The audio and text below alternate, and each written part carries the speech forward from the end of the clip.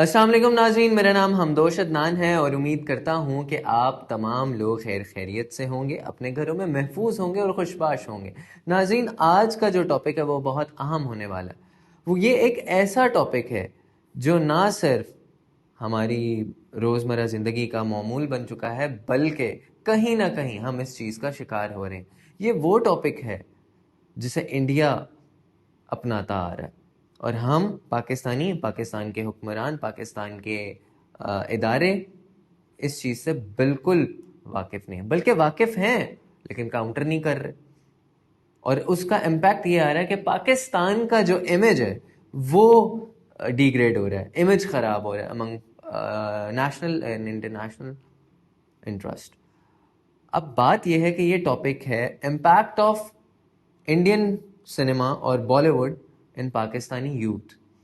अब सवाल यह है कि पाकिस्तान को इंडिया इस एतबार से कैसे चोट दे रहा है। अब थोड़ा सा हम पीछे चलते हैं हिस्ट्री में, 2015 की बात करते हैं। तो मोदी ने बॉलीवुड आर्टिस्ट के साथ कुछ जॉइंट वेंचर्स किए जिसे उनको सियासत में फ़ायदा हो, लेकिन उन्होंने टूल ये चुना कि बॉलीवुड और उस टूल के अंदर भी जो एलिमेंट था वो पाकिस्तान का के अगेंस्ट प्रोपोगेंडा था कि पाकिस्तानी ये पाकिस्तानी। उनसे ना सिर्फ इस चीज़ से ना सिर्फ उनको सियासत में फ़ायदा हुआ, लेकिन कहीं ना कहीं किसी न किसी मोड़ पर पाकिस्तान को नुकसान भी हुआ। अब हम चलते हैं 2016 की तरफ। 2016 में हमने ये देखा कि यूरी अटैक हुआ था, URI अटैक। ठीक है, पाकिस्तान और इंडिया के ख़िलाफ़ मसले हैं, बहुत सारी चीज़ें हैं, ठीक है, बॉर्डर के ऊपर मसले हैं, लेकिन उन्होंने इस चीज़ का जो इम्पैक्ट निकाला वो कहाँ पे निकाला। Indian motion pictures producers association है एक, जिसके अंदर वो प्रोड्यूसर्स वहाँ पे इन्वेस्टमेंट करते हैं, फर्म्स के अंदर वो फिल्म्स प्रोड्यूस करते हैं, जिसे हम IMPPA भी कहते हैं। इस एसोसिएशन ने पाकिस्तानी आर्टिस्ट को बैन करना शुरू कर दिया, बैक टू बैक बैन, यानी कि जो पाकिस्तान के आर्टिस्ट जैसे फवाद खान, अली जफ़र और दीगर आर्टिस्ट जो हैं हमारे वहाँ पे जाते हैं शूटिंग करने के लिए, उनको कर दिया गया बैन। और बैन किया, ठीक है, आप कर रहे हो, दो मुल्क आपस में कर रहे हैं, ठीक है, बट ग्लोबली इस चीज़ का उन्होंने रिवेंज निकाला, ग्लोबली इस चीज़ को डिग्रेड करके इम्पैक्ट को। तो ये एक दूसरा पॉइंट है जहां पे हमें टारगेट किया जा रहा है। तीसरा पॉइंट जो है वो भी सितंबर 2016 से ही जुड़ा हुआ है और जिसमें इसी सर्जिकल स्ट्राइक की बेस पे एक मूवी आई जिसका नाम सर्जिकल स्ट्राइक था, पाकिस्तानियों के खिलाफ। यानी पाकिस्तान एक टेररिस्ट है इनके अकॉर्डिंगली, और इंडिया एक बहुत ही इनोसेंट कंट्री है, पेट्रोटिक, हम दुनिया के लिए काम करते हैं और ये वो वाला इस तरह की चीज़ें। But the thing is this, why Pakistan is being targeted all the time by Bollywood? This is very, very critical question and you should answer it in a very legal way, in a very practical way. ये हमारे जो film industry के लोग हैं, film बनाने से डरते हैं, प्रोड्यूसर्स बनाने से डरते हैं। क्यों डरते हैं आप लोग? साल की 200 फिल्में इंडिया बनाता है या 400 फिल्में बनाता है, उसमें से 200 की 200 ही रिलीज होती हैं, और पाकिस्तानी साल की 50 भी नहीं बनाते और 15 बनाएंगे और उसमें से भी 2 तो 4 रिलीज होंगी। तो ये जो प्रोपोगेंडा है, इसको केटर करने के लिए, काउंटर करने के लिए हमें फिल्म्स को प्रोड्यूस करना चाहिए।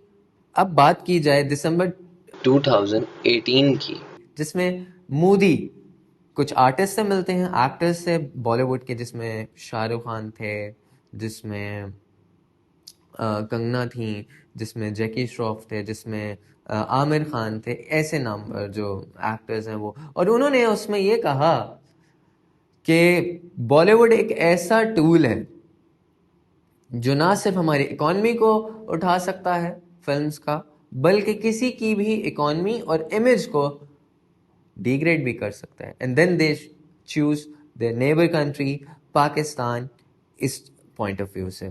उसके बाद बैक टू बैक फिल्म्स बनना शुरू होती हैं, बैक टू बैक फिल्म्स बनना शुरू हुई, जिसमें आपकी परमाणु आ गई, जिसमें आपकी गदर आ गई, और जिसमें आपकी पद्मावती मूवी आ गई, ऑल बेस्ड ऑन पाकिस्तानी या मुस्लिम के खिलाफ, जिसमें मास्टर पीस आया जो कि इनकी कल्ट फिल्म बन चुकी है तन्हाजी अजय देवगन की।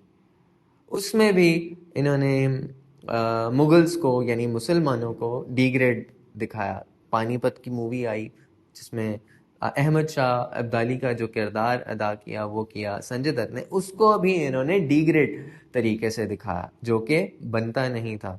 ही was our hero and he was very innocent and very amazing person. और उसने ना सिर्फ अपनी मुसलमानों के लिए काम किया बल्कि उस इंसान ने दीगर मज़ाहिब के लिए भी काम किया।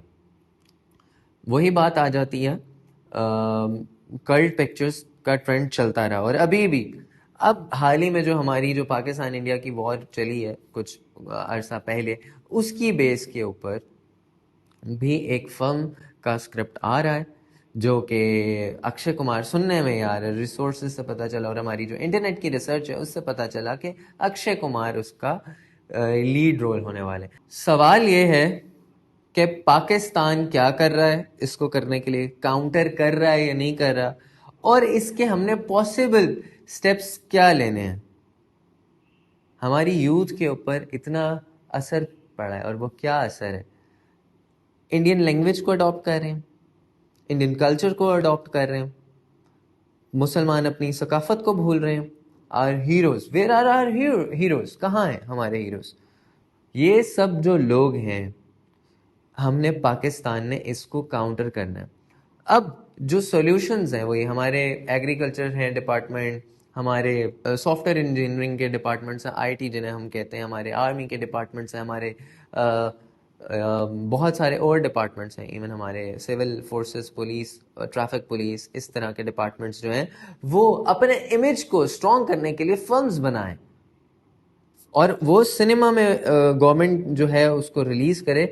अब होता ये है, इस सबसे ज्यादा धक्का कहाँ पे लगता है? सबसे ज्यादा धक्का यहाँ पे लगता है प्रोड्यूसर पैसे नहीं लगाते, और जब प्रोड्यूसर्स पैसे लगाते हैं तो आप जैसे हम जैसे लोग ही उनको बैन कराने में लग जाते हैं। उसमें ये कंटेंट है, उसमें वो कंटेंट है, उसमें ये कंटेंट है, वो कंटेंट है, ये कंटेंट।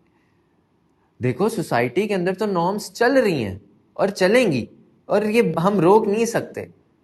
हम नेटवर्किंग की जगह पे रहते हैं, हम रोक नहीं सकते, लेकिन बनने दो भाई। या तो साल की पाकिस्तान 400 फिल्में प्रोड्यूस कर रहा होता, आप 50 फिल्में बैन भी करें, अभी बनने तो दो।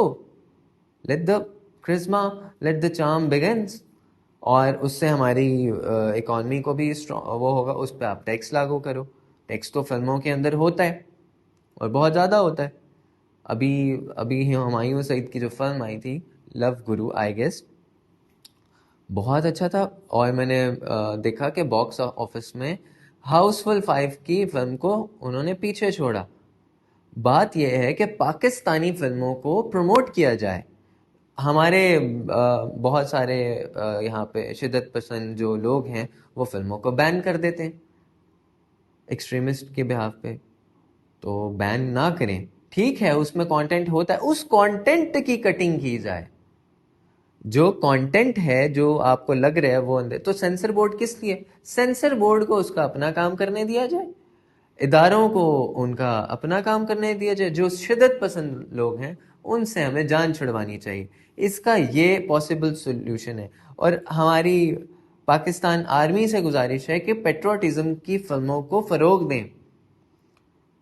इन्होंने अगर अपना इमेज बनाना है, हम लोगों का मुल्क, हम लोगों की सकाफत, हम लोगों का टेन्योर, हम लोगों की हिस्ट्री आम बच्चे को, आम पाकिस्तानी शहरियों को पता होनी चाहिए। और बच्चों को तो अभी पूछ लें आप, टीपू सुल्तान का नहीं पता आपको, सुल्तान सलाहुद्दीन अयूबी की असल हिस्ट्री नहीं पता।